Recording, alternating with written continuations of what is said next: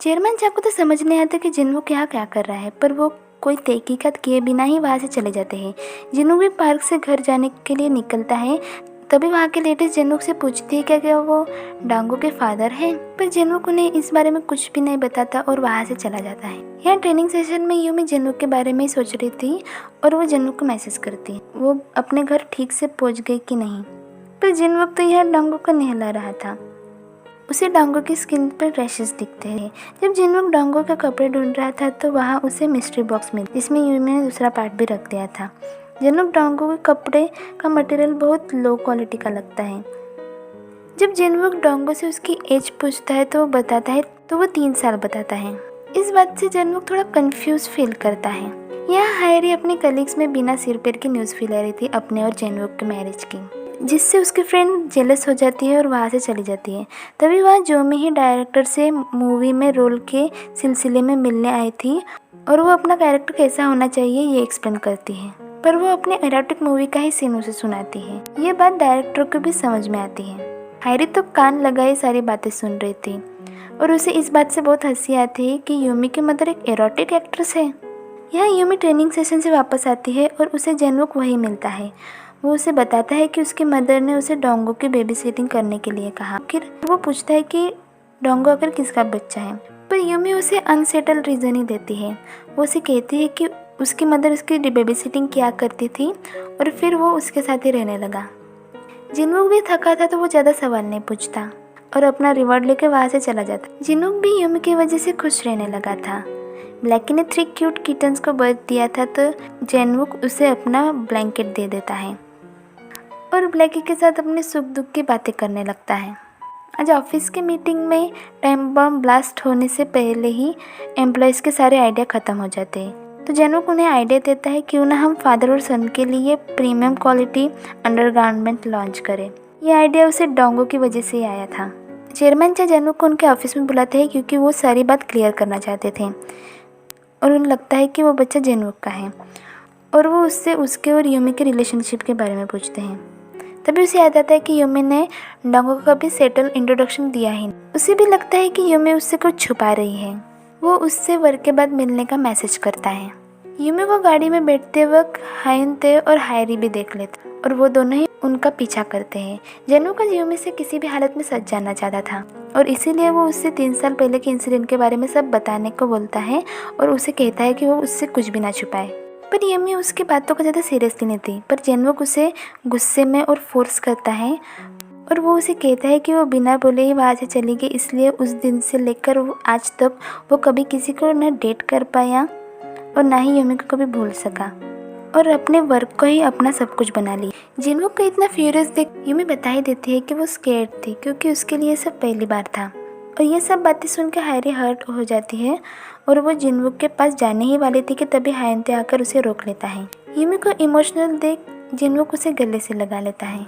यहाँ हायरी और हायुनते की हालत एक जैसी थी, जहाँ हायरी किसी भी हालत में जिनवुक को छोड़ना नहीं चाहती थी, पर हायुनते अपने फीलिंग से ज़्यादा यूमी की खुशी की परवाह करता था। हायुनते हायरी को समझाने की कोशिश करता है कि आज जो हो उसे भूल जाए और इसके रिटर्न में वो उसके टीवी प्रोग्राम में भी इंटरव्यू देगा।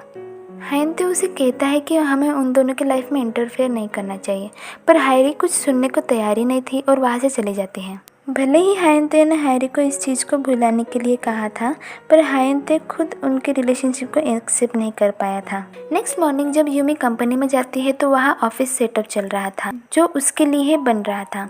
सभी कुकिंग स्टाफ उसका ऑफिस देखकर सरप्राइज हो जाते हैं। ऑफिस स्टाफ में यूमी और जिनवुक के डेटिंग के रूमर्स थे। ये बात जेनी ली शिन हाओ को बताती है। यूमी को न्यू ऑफिस थोड़ा एक्स्ट्रा बर्डन लगता है तो इस बारे में वो जिनवुक को भी बताती है। जिनवुक उसे कहता है कि वो बस उसका वर्क एनवायरनमेंट अच्छा करना चाहता था, इसलिए उसने ऐसा किया। जिनवुक अपने न्यू प्रोजेक्ट के अंडरगारमेंट डोंगो के लिए गिफ्ट पैक करवाता है और यूमी को इस वीकेंड पे डेट पर चलने का मैसेज करता है, वो भी डांगो के साथ।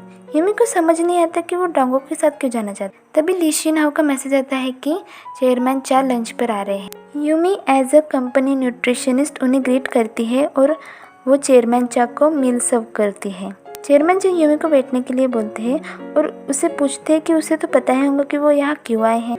अब चेयरमैन जब भी यूमी से मिलने आए तो जिन्नी का शक तो अब और भी बढ़ जाता है। वो यूमी से कहते हैं कि अगर वो चाहे तो उन दोनों का यानी यूमी और जन्वुक का रिलेशन अभी एंड कर दे, पर वो उसे कहते हैं कि अच्छा होगा अगर ये काम जन्वुक खुद करे। और इस वजह से यूमी वीकेंड डेट पे भी थोड़ी परेशान। जन्वुक डोंगो को बिल्कुल अपने बेटे की तरह ट्रीट करता है। यूमी भी जन्वुक के साथ अपनी सारी परेशानियां भूल जाती। वो तीनों घूमते हैं, एंजॉय करते हैं, आइसक्रीम भी खाते हैं। यूमी को थोड़ा अजीब लगता है क्योंकि उन दोनों की डेट ट्रिपल सीट जो बन गई थी। जन्वुक यूमी से उसके फादर के बिहेवियर के लिए माफ़ी मांगता है क्योंकि उसे लगता है कि चेयरमैन चा ने उससे कुछ तो गलत ही कहा, और वो यूमी को कहता है कि उनकी बातों को दिल पे ना ले। और घर ड्रॉप करते वक्त जन्वुक यूमी को डोंगो के लिए अंडरगारमेंट गिफ्ट देता है। जन्वुक उसके और यूमी के रिलेशनशिप के बारे में सेक्रेटरी जैंग को बताता है। सेक्रेटरी जैंग को तो शॉक लगता है क्योंकि इतने साल जन्वुक के लिए काम करने के बाद भी उसने ये बात उससे छुपाई। और वो उससे पूछता है कि उसने उस पे और यूमी पर चेयरमैन चा के कहने पर स्पाई रखा। इस बात से तो सेक्रेटरी जैंग का दिमाग खराब हो जाता है, पर सेक्रेटरी जैंग उसे बताता है कि चेयरमैन चा को उन पे भरोसा नहीं था, इसलिए वो डबल एजेंट स्पाई के लिए रखते। जन्वुक उसे कहता है कि न्यू प्रोजेक्ट रैप अप होने के बाद वो खुद चेयरमैन चा को यूमी के बारे में सब क्लियर कर देंगे क्योंकि वो अब यूमी के साथ अपनी पूरी लाइफ स्पेंड करना चाहता था। यहाँ यूमी जन्वुक के बारे में सोच रही थी। यूमी ने स्कूल टाइम से अपने आप को पैक रखा था, पर यह बात जन्वुक बिना बोले ही समझ गए। जन्वुक उसे कहता है कि कम से कम उसके साथ होते हुए वो अपने आप को ऐसे सफोकेट कपड़ों में ना रखा करे। जन्वुक के साथ और बातों ने यूमी को नई हिम्मत दी थी और वो हायंते से कहती है कि भले ही वो अब तक ऐसी ना रह सकी, पर वो अब वही करेंगी जो उसका दिल चाहता है। जब यूमी घर जाने के लिए निकलती है तो उसे हायरी रास्ते में ओवर ड्रिंक किए हुए मिलती है। हायरी उस दिन के इंसिडेंट से पूरी तरह से टूट गई थी और यूमी को अपने सामने देख वो अपने गुस्से पर काबू नहीं रख पाती। यूमी उससे शांति से पूछती है तो वो यूमी से कहती है कि वो बस एक वन नाइट स्टैंड था और इसलिए उस जैसी लड़की के जन्वुक के ज़िंदगी में कोई जगह नहीं। हायरी भी यूमी के कैरेक्टर पर उसकी मदर के पास्ट लाइफ की वजह से ही सवाल उठाती है। यूमी उसे समझाने की कोशिश करती है पर हायरी नहीं सुनती और वहाँ से चली जाती है। वह जन्वुक से भी जवाब चाहती थी कि 10 साल हो गए पर 10 सालों में उसका दिल उसके लिए ज़रा सा भी नहीं बदला, और उस न्यूट्रिशनिस्ट ने यानी यूमी ने वन नाइट स्टैंड में ऐसा क्या कर दिया। जन्वुक को तो समझ नहीं आता कि हायरी को इस बारे में कैसे पता चला। हायरी यूमी को बहुत भला बुरा कहती है, जो जन्वुक उसे कहता है कि उस वन नाइट स्टैंड ने उसकी पूरी ज़िंदगी बदल दी। यूमी के बिना भी कभी जन्वुक ने हायरी को पसंद नहीं किया, पर यह बात हायरी कभी एक्सेप्ट ही नहीं कर पाई थी। और जब जन्वुक के लाइफ में यूमी आ गई है तो अब वो जन्वुक को खोने की वजह यूमी को ही समझ रही है। नेक्स्ट मॉर्निंग चेयरमैन चा हायंते के रेस्टोरेंट में जाते हैं। वो तो जन्वुक और यूमी की वजह से ही वहाँ आए थे। वो ये कंफर्म करना चाहते थे कि डोंगो उनका ही ग्रैंडसन है, इसलिए वो डीएनए टेस्ट के लिए उसका हेयर सैंपल लेते हैं कि तभी वहाँ यूमी की मदर आती है और चेयरमैन चा को डोंगो से दूर होने के लिए बोलती है, पर चेयरमैन चा मना कर देते हैं। यूमी यहाँ हायरी के ही बारे में सोच रही थी और वो परेशान थी, तो वो जन्वुक का फ़ोन भी नहीं उठाती। जन्वुक ने तो उसके फादर की वजह से ही उसे फ़ोन लगाया था।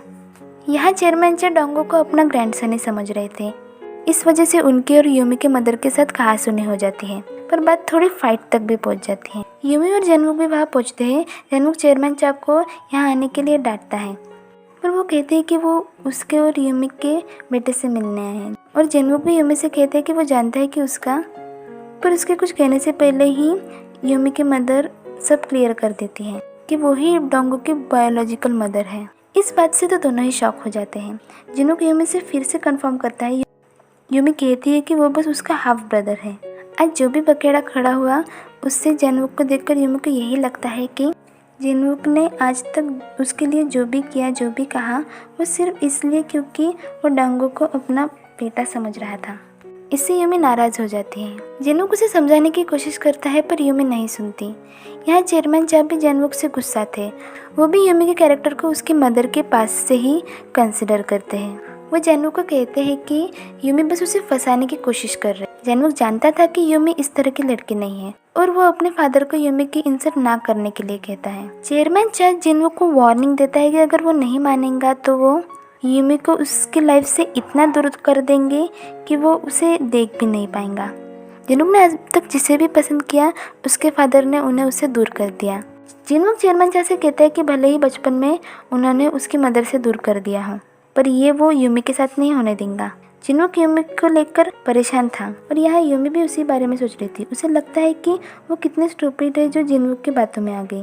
और नेक्स्ट डे हेड शेफ के हाथों से बनाया स्वीट पोटैटो भी वो दूसरे शेफ के हाथों से भी जाती है। जिनवुक को लगता है कि यूमी उससे इतनी नाराज़ है कि अब उसका चेहरा भी देखना पसंद नहीं करती। हायरी तो जिनवुक के रजिस्ट्रेशन के बाद तो पूरी तरह से टूट गई थी और कुकिंग प्रोग्राम में भी वो अपने आंसू कंट्रोल नहीं कर पाती, पर वो अपने आंसुओं का रीज़न स्पाइसी फूड ही बताती है। पर वहाँ मौजूद ऑडियंस समझ जाती है कि वो सच में रो रही है और ये न्यूज़ सब जगह फैल जाती है कि हायरी का बॉयफ्रेंड, जो कि जिनवुक को समझ रहे थे, उसने हायरी को डंप कर दिया है, जिस वजह से वो ऑन एयर प्रोग्राम में रो पड़ी। इवन इसकी वजह जिनवुक के न्यूट्रिशनिस्ट यूमी को ही कंसिडर करते हैं। आज जो बात इन तीनों के बीच में थी वो पब्लिकली फैल गई थी। इस न्यूज़ के बारे में जिनवुक और यूमी को भी पता चलता है और ऑफिस में भी सभी एम्प्लॉय यूमी को लेकर तरह तरह की बातें बनाने लग गए थे। इवन बस स्टॉप पे भी लोग यही बातें कर रहे थे। इससे यूमी बहुत एम्बैरेस हो जाती है। जिनवुक ये सब देख रहा होता है और वो यूमी के पास जाने की भी सोचता है, पर सेक्रेटरी जंग जिनवुक की हालत जानता था। वो उसे रोकता है और उसे कहता है कि अगर अब वो यूमी से मिलने जाएगा तो वो अपनी मदर की तरह ही उसे भी खो देगा। और जिनवुक रुक जाता है। यहाँ बस हायनते ही था जो यूमी से उस बारे में कुछ नहीं पूछता और उसका स्ट्रेस रिलीव करने के लिए वो उसे बेसबॉल खिलाने ले जाता है।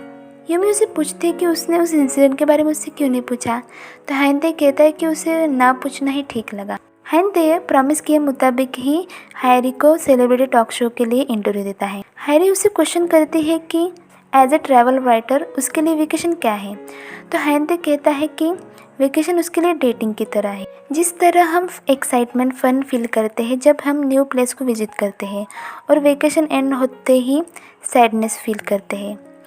वो हायरी को सोलो ट्रिप जाने की सलाह देता है। शूटिंग खत्म होने के बाद हायनते हायरी से कहता है कि उसकी इतनी एज तो हो ही गई है कि वो क्रश की जगह अपने लिए ट्रू लव ढूंढ ले। हायरी उसकी बातों को ज़्यादा सीरियसली नहीं लेती, पर कुछ कुछ तो उसे भी होने लगा था। जिनवुक से ऑफिस में मिलती है, पर बिना कुछ बोले ही वहाँ से चली जाती है। उस रूमर्स की वजह से यूमी के लिए वहाँ काम करना दिन ब दिन मुश्किल होता जा रहा था, तो वो अपने टीम लीडर को उसे किसी दूसरी जगह अलोकेट करने के लिए बोलती है। ये सब जिनवुक भी सुन लेता है, पर वो उसे रोकता नहीं और उसे उसके फादर की बात याद आती है। 잘 생각해라. 너 때문에 그 여자가 웃는 날이 많을지 우는 날이 많을지. यहाँ यूमी कंपनी के उन दिनों को याद कर रही थी जब उसने यहाँ अपनी न्यू जॉब स्टार्ट की थी। यूमी को भी कंपनी छोड़ने का दुख था। तभी उसे जिनवुक का उसके घर के पास मिलने का मैसेज आता है।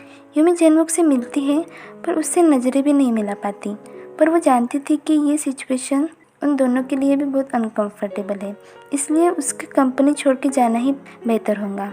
इस बात से जिनवुक यूमी को गले लगा लेता है, क्योंकि वो जानता था कि यूमी अपना दुख छुपाने की कोशिश कर रही है और वो यूमी से कहता है कि ये सब उसके लिए बहुत हार्ड होगा। पर यूमी उसे कहती है कि वो पिटफुल नहीं बनना चाहती और वहाँ से चली जाती है। इस बात से जितना यूमी दुखी थी, इससे जिनवुक भी टूट चुका था। उसने इससे पहले अपने आप को इतना बेबस कभी महसूस नहीं किया था।